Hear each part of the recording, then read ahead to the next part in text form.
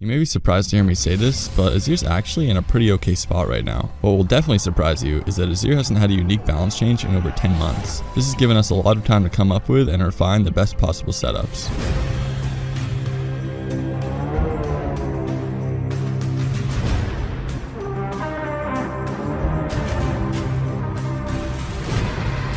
Let's start with item build, since that's what most of us are here for. But first, we need to acknowledge that due to Azir's current state, he uses very non-linear build paths. Most apparent is your choice of starting item. Both Nashers and Ludens are strong starting items in different situations.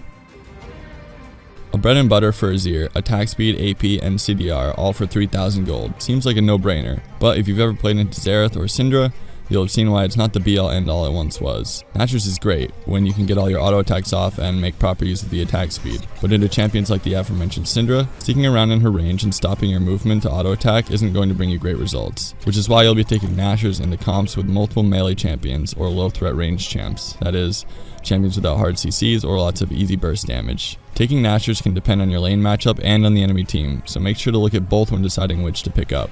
For example, if the enemy team does have one of these champions who won't be able to auto attack continually, but you think you can safely get through the laning phase into team fights against a mostly melee comp, Nashers is still the path to go. However, if the enemy team looks like this, you may want to go with Ludens.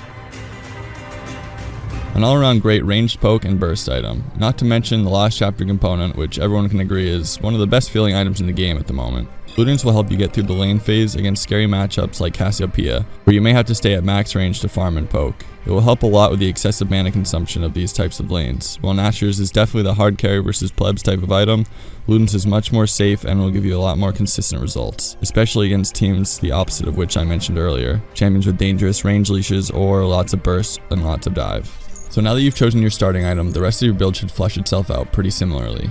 Enemy team has a Vi, you take Zanya's. Enemy team has a Zoe, maybe you'll want a Banshee's Veil. They have both, maybe you want both. You should keep your build path open and versatile. For example, a Morello's may be great against Vlad, Sylas, and Soraka, but if you don't need the healing reduction, an early death cap will give you a lot more raw damage. If the enemy team is a Sion, Gragas, and a Braum, maybe you'll want an early Leandries to help shred through them. Even a Rylai's can still fit into your build, though it's not as strong as it once was. If you're up against a mobile juggernaut like Darius, it's a great item to help with self-peel.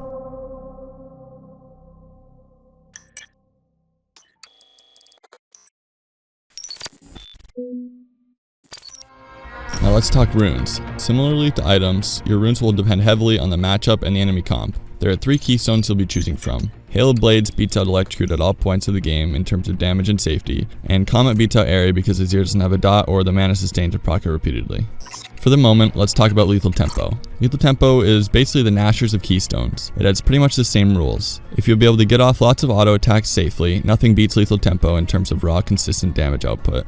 That said, it suffers in lane phase against most matchups. Take Lethal Tempo into matchups where your lane opponent has tendencies to re-engage, like Ryze or melee champions like Galio. Otherwise, you'll get bullied out of trades before you have a chance to even proc the attack speed portion. You can also take Lethal Tempo into lanes that are unthreatening, like Ziggs or Orianna, since it will help you scale better into teamfights.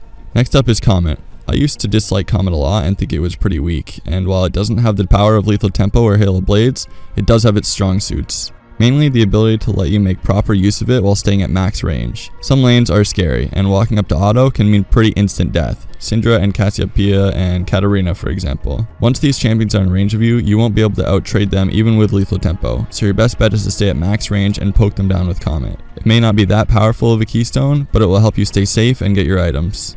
Finally, we have Hail of Blades, in between Lethal Tempo and Comet in terms of aggression and power.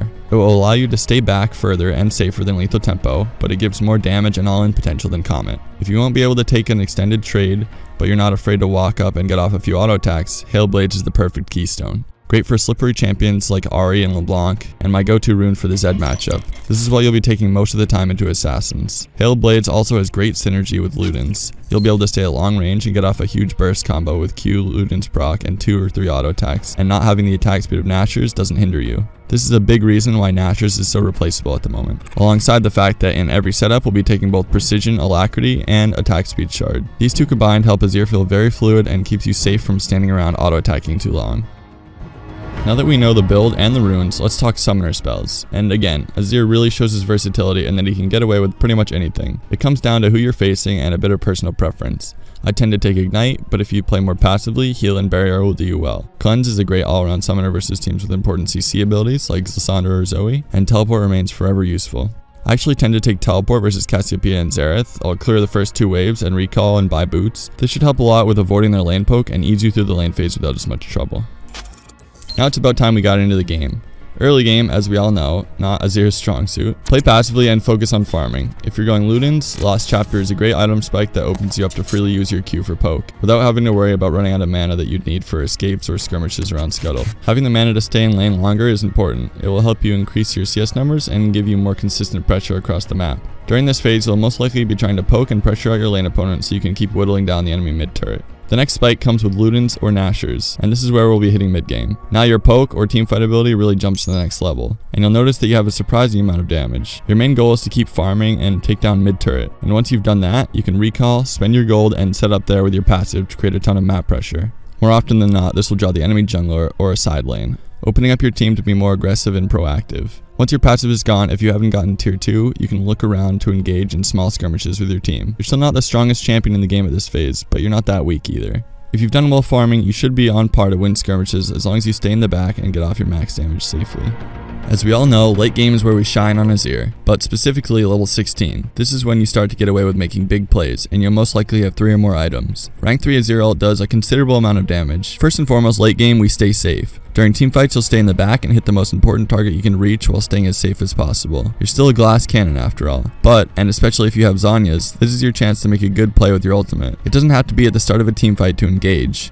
Azir's rank 3 ult is a great one-shot tool against squishies. After fights start to break down, especially if 3 or more soldiers are out, it's a great opportunity to jump in with a shuffle onto a squishy and blow them up with ult. If you time it right, this is a surefire way to clean up teamfights all on your own. At the end of the day, Azir's playstyle is not really all that complicated. Throughout the game, your job is generally just to play safe and get off as much damage as possible. His real skill comes through his mechanics and learning how to position his soldiers and how to get the most value out of your combos. But that's for a future guide. Thank you guys for watching, and I'll see you next time.